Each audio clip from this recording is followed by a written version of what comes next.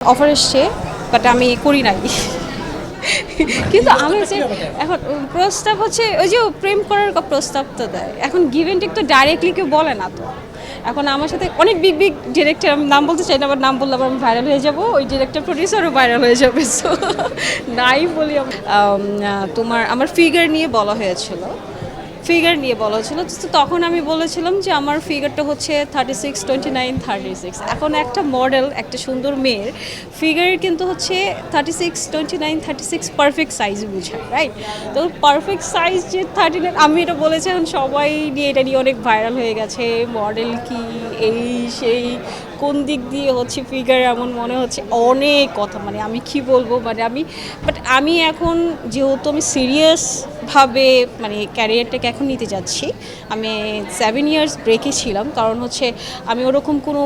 ভালো মানে মানে কাজ দেখছিলাম না মিডিয়াতে তো এখন যেহেতু খুবই সুন্দর খুবই ভালো ভালো কাজ হচ্ছে হ্যাঁ সো আমি ভাবলাম যে এখন আমার ব্যাক করার টাইম যে আমি আমার মতো বা আমি যে ধরনের মানে হচ্ছে মডার্ন বা যে ধরনের কাজ করতে চাচ্ছি কমার্শিয়াল যে ধরনের কাজ করতে চাচ্ছি এখন এই করা যায়